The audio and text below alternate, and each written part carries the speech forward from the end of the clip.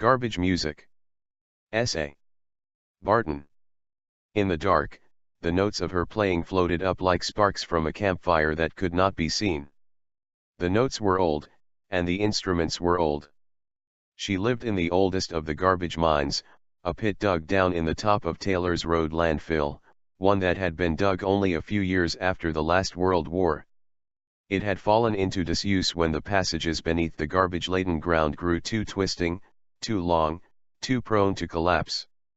The bones of many of the miners of old Wurenguren lay in some of those collapsed tunnels, now one with their more distant ancestors from the hard days before the last, when the one people had been to and at war with themselves. She was the last alive who had broken ground there to dig out the treasures in the things the past had thrown away. There was a story behind her uniquely long life, but what it was lost to the centuries since the war. Jacinta Jaara sat beside the wide, fat-trunked eucalyptus that grew beside the ancient pit, listening to the rising music. In Jacinta's long, young fingers was a flute, hand-carved and then carefully smoothed with handfuls of fine wet sand and then lacquered again and again and again. She fingered the instrument uncertainly, trying to anticipate the notes that came up from the wide hole in the earth. She failed in some places, succeeded in others, still learning. But fail or succeed, she did not blow her breath into the bamboo to bring her own music to life. She was too busy listening. Music was the only language Neyerneyemeet used, had ever used in living hearing. Jacinta's grandfather said his grandmother had told him that her grandfather claimed to have heard Neyerneyemeet speak. Nobody knew if it was true. Jacinta played silently as the full moon slipped down to, and then below, the dark horizon. As the sun touched the horizon with its faint glow before rising, Jacinta's head nodded down, once, twice, and then stayed down, resting her chin on her chest. The flute slipped from her fingers and rolled in the grass. The music rising from below faded, finally stopped as the first rays of full sun slipped over the edge of the earth to brighten the topmost branches of the trees. Neyerneyemeet emerged, a harp twisted together from scraps of garbage in one hand, a clean gray blanket over one shoulder, light against the rich night black of her neck. Her deeply seamed and scarred free hand lifted the fallen flute from the grass, placed it gently in Jacinta's lap, and then draped the blanket over her, tucking the edge under her chin. Then Neyerneyemeet turned and disappeared back into the earth. Her music began to rise again, softer, gentle, an even older song than before, the sound of the harp replaced by a drone like the wind and the tap of feet on a log drum. Jacinta did not see it, and heard it only in her dreams. She dreamed of dancing to it, around an aromatic fire of boughs and herbs like all of the families did sometimes, like the people did when the one people were two before the last World War, like the first people did even before the second people came.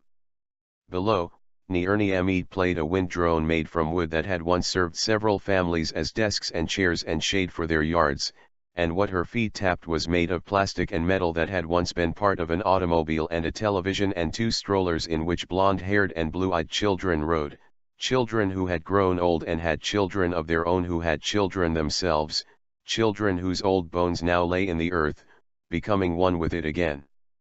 Jacinta, why do you spend so much time listening to Neyerneyemeet? Her father asked when she came home at noon, still rubbing sleep from her eyes. As he spoke, his fingers moved among the twisted fibers that spread over the grass in front of his crossed legs, as if they had life independent of him. From their movements, centimeter by centimeter, emerged a fishing net. His eyes were on Jacinta and hers on him, the net took shape unseen as they spoke. Her music says something to me, Jacinta said, but I don't know what. Sometimes it sounds old, sometimes it sounds new. Sometimes it sounds like something natural and sometimes it sounds out of place, like an alien thing come to visit Earth. I don't understand how it all comes from Neyerneyemeet, but it does. I think. I haven't seen her yet. Yet, little one, he asked. Jacinta sighed. When she had been smaller, she had liked to be called little one. But now that she was growing taller, almost to father's shoulder now, she liked it less. She wondered if she would still be little one when she was old enough to marry. I'm going to see her one day. I'm going to see her make her music, she said. She frowned at his chuckle. She's not so much of a mystery as that, Jacinta, he said. She only likes to keep to herself. Sometimes she even joins the rest of us. When I was younger, a little before I married your mother, I saw her at a smoking ceremony. She danced in the smoke with the rest of us, and she played a round chime she held in one hand, as big as your head, with bars of all different metals hanging from it like tentacles from a jellyfish. She held it steady as she danced through the eucalyptus smoke, like the chime was what she danced around and not the fire. Her fingers plucked at it. Well, it was beautiful. The music, and the chime, and her dancing. For a moment, his eyes were far away. Jacinta spoke and brought him back. Did she say anything? Oh, no, he said, chuckling again. If she had, you'd have heard about it by now, that's sure. Neyerneyemeet hasn't talked since the last war, I think. Why not? Why would you ask me, Jacinta? She certainly hasn't told me. Why is she so old? Everyone dies. Everyone but her. She hasn't told me that, either. Jacinta growled at her father, half play and half frustration. His hand left the fishing net long enough to ruffle her hair, and she ran outside to wander. Without her meaning to, her feet took her back to the top of the landfill, to the old hole that music wafted from most days. She sat down under the eucalyptus, right where she had fallen asleep the night before. Cross-legged, she rested her hands in her lap and closed her eyes. She let her mind fall still, letting the music move through her like a dream. Today it was thin and whining, rising and falling and twisting raucously. It was low and hard to hear, and it sounded like music that was begging to be played loud, loud enough to shake in your bones. It felt like longing and anger and the blunted joy that comes with happiness filtered through longing and anger. It was like nothing Jacinta had ever heard before. She stood up. She was 13, almost a woman, in only 3 years old enough to marry if she chose. If someone chose her back. She was old enough to explore. She walked to the edge of the pit, stepped 1 foot onto the weathered stairs cut into the edges of the pit, deep enough that if you stacked it full it would take a dozen families' huts to fill it. She paused, 1 foot on the smooth-edged stone step, looking down into the bottom where 5 open mineshafts beckoned, spaced almost but not quite evenly around the lopsided circle the bottom of the pit made. Almost even. Almost a circle. Almost, she could tell which shaft the music came up from. Full of almosts, just like the rest of life. The music was coming from one of the 3 on that side. Unless it was one of the 2 on the other. She stepped down, slow, each step down distinct with a separate pause. She listened as she descended, trying to place the music in one of the shafts. This one? That one in front? The other, to the left? Each step down changed her perspective, changed the paths that the echoes took to reach her ear, changed the place her mind thought must be the source of the thin metal twang and growl that drove at her with a beat that throbbed like a heart in the middle of the smoking ceremony, in the dance, in the scent of burning green things, purifying, purified, wild, leaping, transported, throbbing. Her heart thundered in her chest as she reached the bottom of the pit and walked to the center. There, that shaft, the low one with the timber frame that bent down in the middle, cracked. She walked to it, and the music shifted again. This time, instead of pausing, she kept walking forward until she stood inside the dark shaft. The music wasn't in this one. She turned around and walked back out into the sun, turned to go to the next shaft. She'd walk around the edge, listening at each portal until she found the one. Is this really wise? Is this a good thing to do? Her mind insisted on asking her again as she walked. She refused to stop and consider, she had already done that on many nights under the eucalyptus tree, and at the top of the stairs. She put the thoughts aside again and again as you would a bothersome cat, gently but firmly. The music wasn't in the next shaft either, or the next. In the fourth, when she stepped inside the entry, this one's timbers firm and solidly rectangular, the black old wood impregnated with the dirt and oils from thousands of miners' hands, the music swelled. She had come too far to pause and reflect now. The doubts were gone, the bothersome cat thought gone away. And yet it came back quickly as she walked, the dark deepened swiftly as she began to walk down the shaft, into the landfill. In only a dozen paces she was nearly blind. She stopped, closing her eyes, listening to the music gathering around her. She could almost hear the walls. Experimentally, she stepped a little to one side, reached an arm out. The wall was where she thought it was. There was no picture in her mind, only a feeling like intuition, but softer and somehow more certain. Her ears told her where the walls were even if she didn't quite know how. She knew somewhere deeper in her mind than her thoughts. Keeping her eyes closed, she began to move forward into the dark. No matter what it was that allowed her to place the walls by the music rebounding from them, she still knew caution. Caution was grown up, and so was she. She pushed her feet forward, one then the other, feeling along the floor. She felt the ups and downs, the bumps and cracks, in the matted soil and flat-trodden trash of the people from before the war. Sliding her feet, keeping her body leaning backward so that if her foot went over a drop she might be able to keep herself from falling, she crept deeper. She found herself waiting before sliding each foot, making each slide as long or as short as fit the music, adding to the song with the sounds of her progress. Her foot reached a big bump.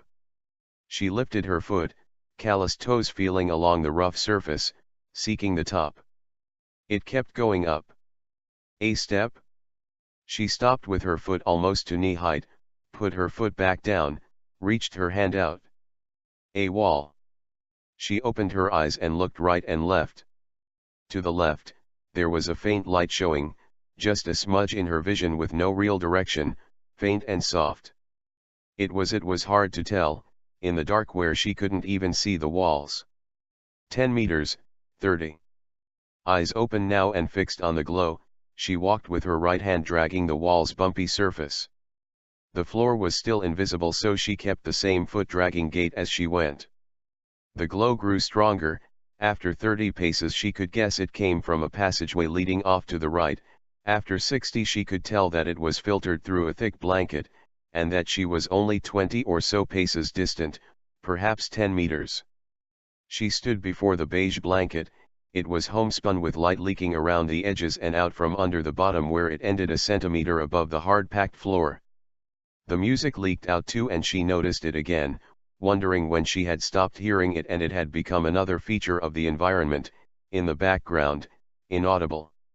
She was sure it hadn't stopped as she had been walking through the dark, she'd have noticed the silence.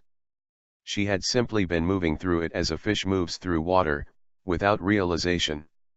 She reached out and moved the blanket to one side. The light hurt her eyes and she blinked rapidly. Somehow, she had expected the music to do the same, to deafen her with a sudden increase, but it did not, it stayed exactly the same. But through her blinks she could see it being made. Neyerneyemeet was small and black as the richest soil by the riverside where the one people planted rice, black as the night without the moon, and the whites of her eyes glinted like stars from her face, which was downturned as she watched her own seamed dark hands plucking out the notes in the flickering light of a menagerie of oil lamps resting in notches along the walls of the broad chamber behind the blanket.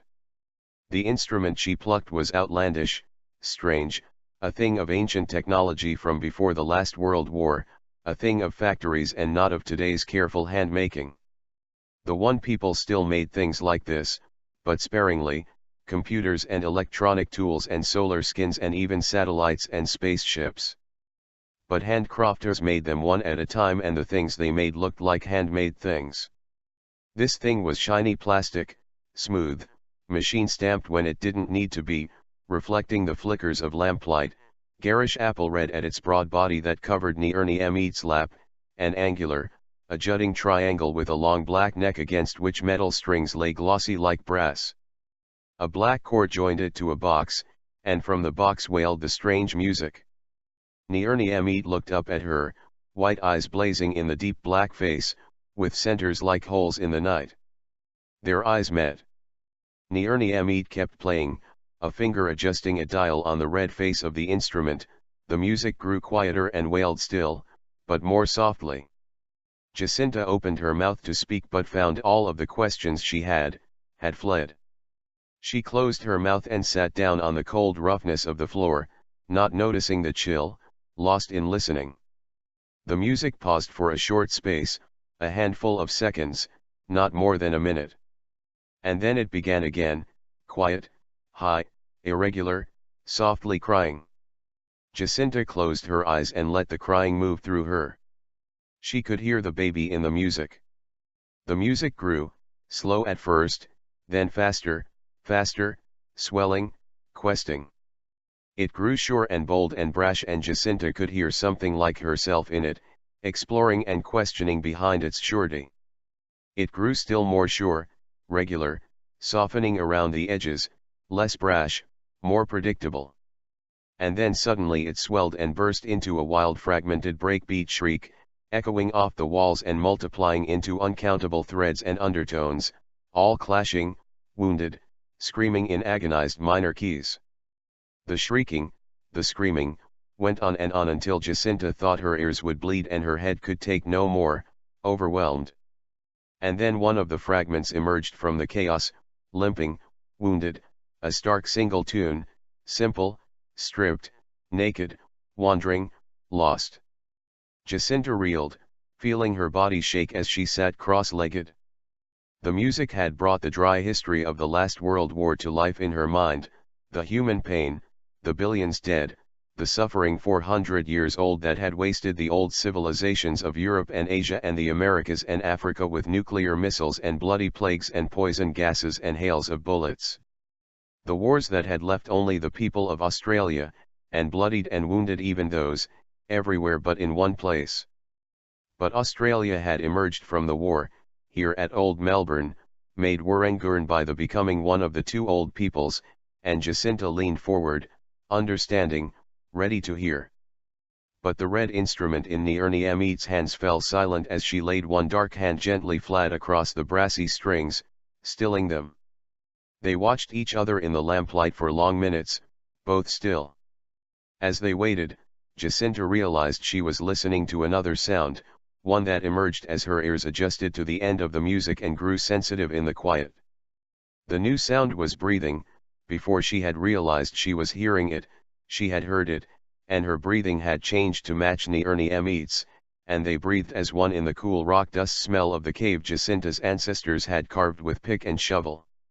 "Is there more?" Jacinta finally asked in a tiny whisper. Neyerneyemeet stood, her frame heavy and short like her limbs, and walked to Jacinta's side. She laid one hand light on Jacinta's shoulder, gave one slow, slight nod, then went back to her blanket. Jacinta stood and left the cave, much more surely than she had entered. It wasn't until she was outside that she wondered how she had known that Neyerneyemeet meant she would play more another day rather than right away. "She played for me, I saw her. She let me watch her play," Jacinta said at dinner, sitting cross-legged on her cushion at the low dinner table across from her parents. Her mother was there, which did not happen often. Mother was a scavenger, a proud and dangerous profession, and she sailed out to far ruins, sometimes even beyond the northern islands to the Asian mainland, for weeks at a time with the rest of her crew on the great solar catamaran Bararung Mare, the size of 30 houses put all together. Her rifle and pistol sat on their high shelf, carefully unloaded and locked while in the home where they would not be needed.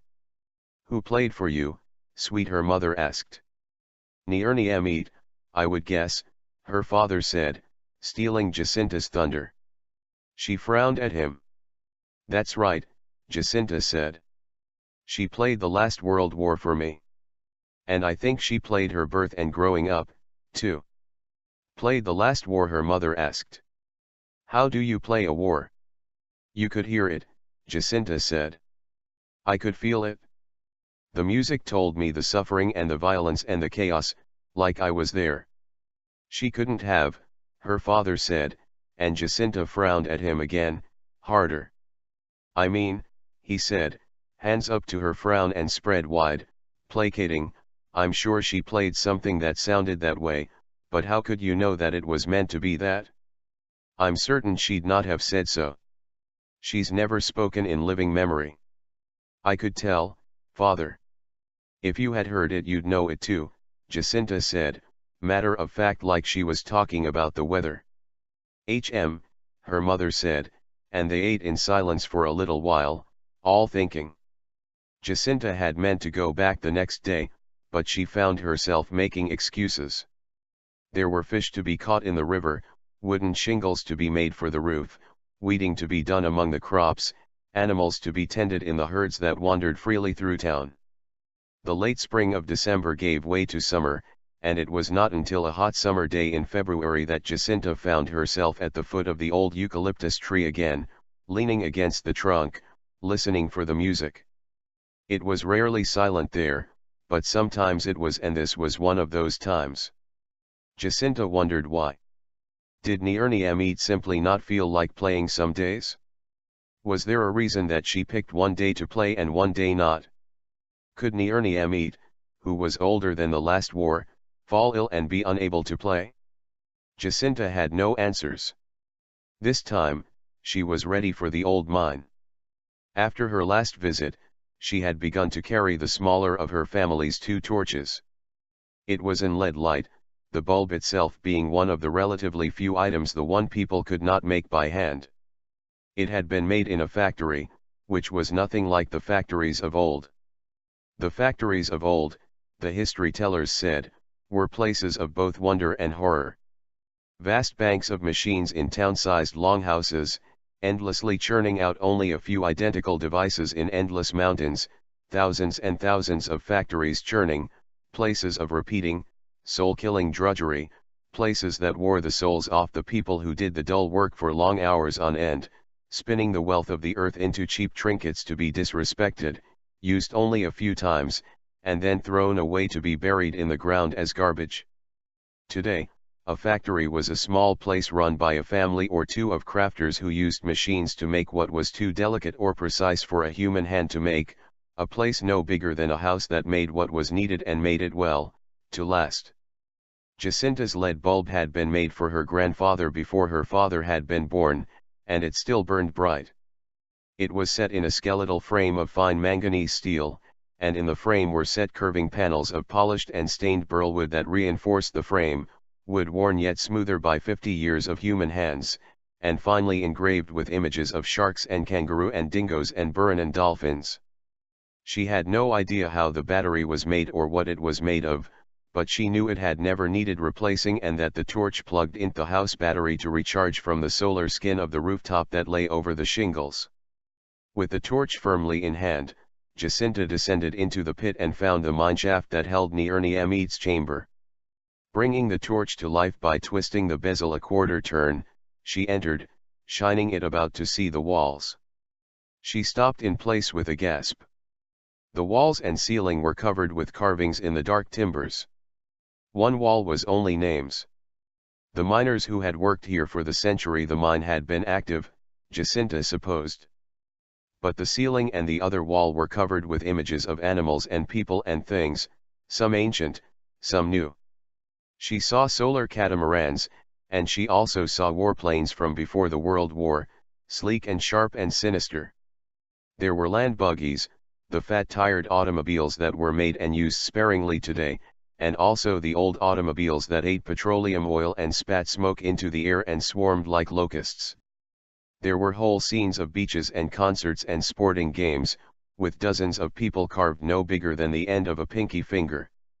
She began to walk, slowly, watching the carvings pass her as she moved, sweeping the light to follow her gaze, a spotlight penetrating the past. Everywhere the light fell but the floor, there were engravings upon engravings upon engravings. She felt she should move no faster than she could understand them all, see what each of them was and divine their meanings. but she knew to do so would be to spend hours on every meter walked, and so she kept moving, if no faster than the day she had walked the same path blind. The carvings stretched all the way from the entrance to the place where it joined the left-right passage in AT, where the timber supports grew farther apart. Jacinta stopped there for a moment and turned around, sweeping the light of her torch over the walls again and again, from where she stood to the bright spot of the exit, the intricacy of the images blurring before her as if seen from a low, fast aircraft. She had never ridden in one, they were seldom built and seldom used, but her imagination sufficed. Finally, she cupped the bright end of the torch in her hand, stifling the light, and rested in the dark feeling a bit dizzy with all she had seen. And then it was time to go on. The cavern was quiet, with only the sigh of the breeze past the mineshaft's entrance, empty without music. Jacinta turned back to the passageways and retraced her steps to Neyerneyemeet's chamber.